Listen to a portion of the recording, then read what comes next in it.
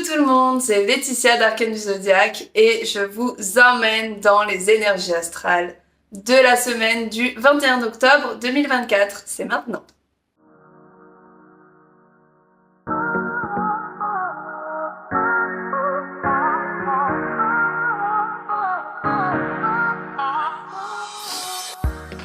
Je suis super contente de vous retrouver aujourd'hui donc pour parler de la semaine du 21 octobre 2024 et des transits de cette semaine.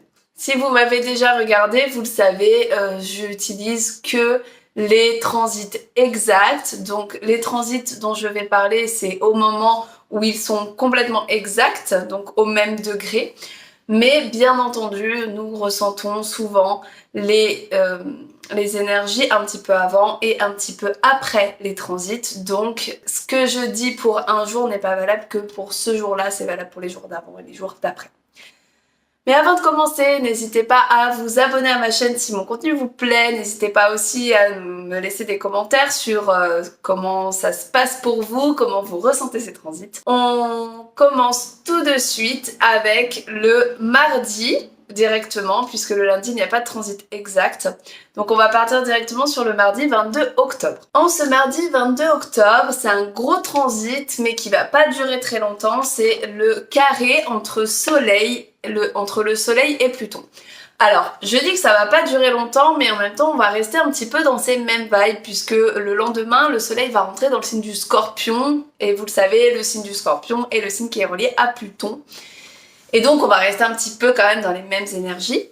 Mais le carré, vraiment l'aspect de tension entre le Soleil et Pluton, ça ne sera que quelques jours, puisque le Soleil avance quand même relativement vite dans le zodiaque.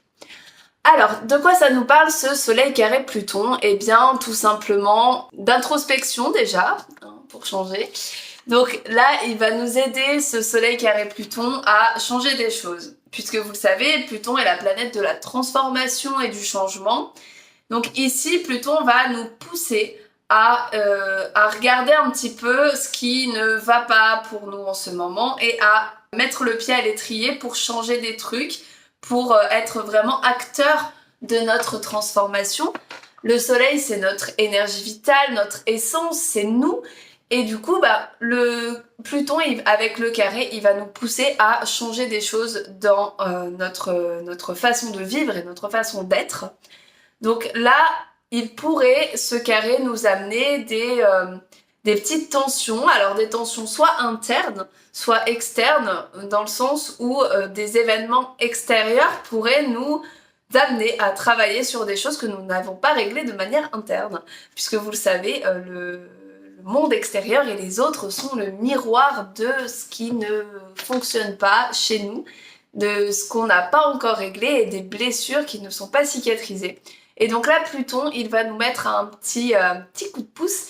Il va peut-être nous amener des situations où on va se dire bon ok, là vraiment c'est quelque chose qui ne va pas, qui ne fonctionne pas. Comment je peux changer les choses? Donc là, on est vraiment dans...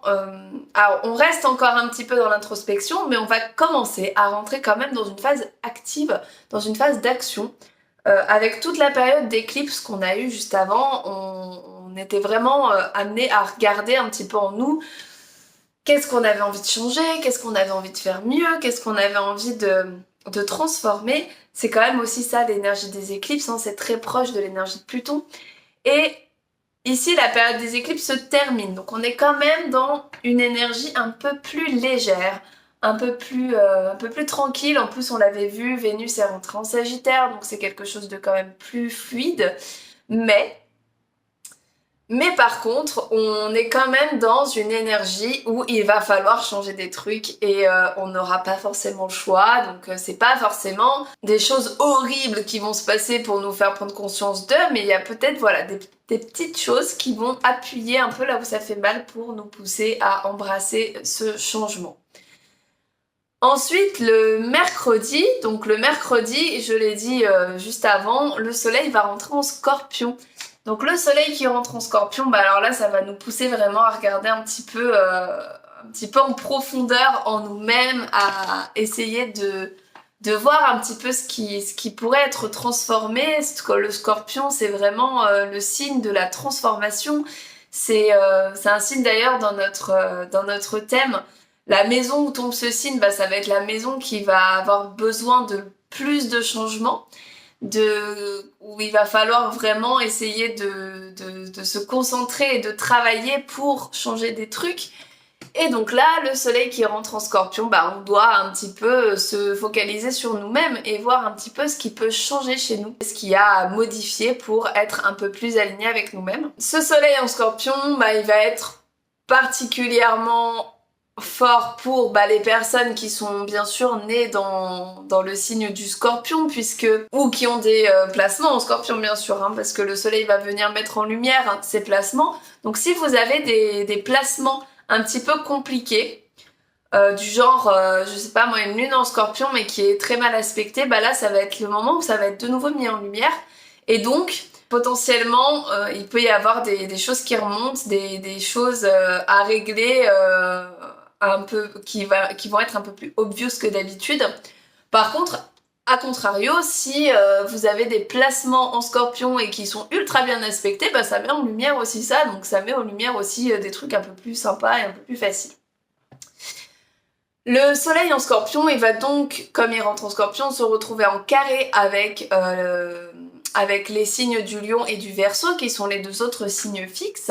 Donc si vous avez des placements en Lion et en Verseau, bah ça pourrait être un petit peu plus tendu durant la saison du Scorpion. Vous pourriez un peu moins bien vivre cette saison que les autres. Et pareil, si vous avez des placements en Taureau, puisque le soleil va donc se mettre en opposition à ces placements-là. Alors l'opposition est quand même un peu moins difficile à vivre que les carrés, donc l'opposition ça va être plutôt trouver un équilibre justement pour... Il y a peut-être des choses qui vont vous arriver et vous montrer qu'il ne faut pas rester trop dans ce qu'on fait d'habitude, hein, Taureau, et peut-être changer quelques petits trucs, essayer de trouver un équilibre. Donc voilà, pour le soleil en Scorpion, du coup, on va être quand même plus centré sur nous-mêmes, un peu plus méfiant aussi vis-à-vis des autres, un peu plus... on va être un peu plus dans la profondeur, on va avoir envie de vraiment trouver ce qui ne va pas. Et en fait, on va pas se voiler la face, on va essayer de justement voir un petit peu ce qui va pas et d'essayer de changer les choses. Alors, à côté de ça, il y a Vénus qui est donc dans le signe du Sagittaire encore, et donc là, c'est beaucoup plus simple et beaucoup plus facile, beaucoup plus fluide. Donc, heureusement, on a Vénus qui vient un petit peu calmer tout ça. D'ailleurs, en parlant de Vénus, elle va également se trouver en trigone au nœud nord. Donc Vénus, planète de l'amour, de la chance aussi, c'est avec Jupiter c'est la petite bénéfique du zodiaque, on l'appelle comme ça. Et donc Vénus, c'est aussi la planète de l'argent. Ici, elle va se retrouver en trigone avec le nœud nord. Alors le nœud nord, c'est un point qui indique la direction où on veut aller. Où est-ce que notre âme a décidé d'aller dans cette incarnation. Et donc avec Vénus trigone au nœud nord, notre envie d'aller de l'avant est facilitée. Et on a une sorte de chance à pouvoir aller de l'avant. Et à pouvoir aller vers des choses peut-être qui nous plaisent. Donc là, essayez de vous concentrer à ce moment-là. Peut-être posez-vous 3 minutes, hein, il n'y a vraiment pas besoin de plus. Peut-être demandez-vous, qu'est-ce qui vous met en joie? Qu'est-ce qui vous fait plaisir? Qu'est-ce qui vous anime? Quelle activité vous plaît? Dans quelle activité vous ressentez vraiment de l'amour et de la joie? Et c'est peut-être vers là qu'il faut s'orienter et qu'il faut aller. Donc je dis pas de changer son travail parce que on aime bien regarder une série et que du coup on va devenir scénariste, c'est pas du tout ça, mais essayez peut-être de faire un petit plan de ce qui vous met en joie et essayez d'aller vers quelque chose qui vous plaît et qui vous anime. Voilà, c'est surtout ça le message de Vénus en trigone au nœud nord. Et aussi, ce qui est super cool, c'est que bah, on est dans donc, une énergie de transformation comme on a vu juste avant avec le soleil carré Pluton et le soleil en Scorpion. Et ici, bah, en fait, cette transformation, elle risque de se faire de manière vachement apaisée puisqu'on a Vénus qui est en Trigone au nord. Donc, le moment où on va décider de changer et d'aller vers quelque chose de nouveau, et ben là, on sera aidé par Vénus. Ensuite, le jeudi, nous n'avons pas de transit exact, mais du coup, on va passer direct au vendredi. Et le vendredi, on a Mars qui se trouve en sextile à Uranus. Et ben encore une fois, on parle ici de changement. Alors, Mars, c'est la planète de l'action, la planète où on a envie d'y aller, de l'initiative. Et Uranus, c'est une planète électrique de changement soudain. Et donc ici, elle se trouve en sextile, c'est un aspect facilitant. Et donc, notre façon d'agir va être... en fait, Uranus va vraiment nous donner pas mal d'idées, une certaine envie de changement, une certaine envie de changer des trucs. Et Mars, bah, il va être au service de cette planète, il va être au service d'Uranus. Et donc ici, si vous avez des idées ces jours-là, bah franchement, go. C'est parti. Là, c'est vraiment le moment de se dire, bon, là, j'ai une super idée, ça m'anime. On pense quand même au fait que ça nous anime ou pas. Et là, bah, à partir de là, si ça nous plaît, si ça nous anime, et ben, faut y aller parce que Mars, il sera au service d'Uranus et au service des idées d'Uranus. Donc, c'est possible que vous ayez vraiment envie de changer des trucs d'un coup. Et bah, laissez-vous porter par le flow, laissez-vous porter par la vibe parce que là, on est vraiment dans des super vibes et de changement et de facilité de changement. Donc là, vraiment, c'est le moment d'y aller, voilà, tout simplement d'y aller. Ensuite, le samedi, pareil, il n'y a pas de transit exact, du coup, on va passer direct au dimanche et on va encore être dans cette vibe-là puisque Mars va se trouver... Donc Mars, encore une fois, la planète de l'action, il va se trouver en Trigone, qui est un bon aspect, à Neptune, qui est la planète des rêves et de l'imagination. Donc là, ce transit-là, qu'est-ce qu'il veut dire? Bah, tout simplement, agis, Mars, pour tes rêves, Neptune. Donc, pensez à vos rêves, pensez à tout ce qui vous plaît et go, go, go, go, go, go. C'est le moment. Donc, vraiment, c'est... Alors cette semaine-là, je la trouve avec des vibes folles. Il y a vraiment des vibes ultra optimistes et ultra cool. Donc franchement, allez-y quoi. Go, go, go, go. Et enfin, toujours le dimanche, on aura aussi Jupiter qui va se trouver en sextile à Chiron. Alors Jupiter, c'est une planète d'expansion, c'est une planète de chance, c'est le grand bénéfique du zodiaque. Et Chiron, c'est un astéroïde qui va nous parler de nos blessures. Donc, bon, Chiron, c'est pas forcément le plus fun, hein, on est d'accord. Il nous parle de nos blessures, mais. Chiron qui nous parle de nos blessures avec le grand bénéfique en sextile, donc en aspect facilitant. Bah ici, ça va nous aider, hein, clairement. Jupiter, il est là pour dire non mais t'inquiète pas, ça va bien se passer, on va régler les choses tranquillement et je vais t'aider pour régler ce qu'il y a à régler. Donc, ça rejoint encore une fois toutes les énergies de cette semaine, puisque au départ, on était dans de l'introspection, et on y est toujours, hein, de toute façon, le soleil reste en Scorpion pendant un mois, donc on va y être pendant un petit moment.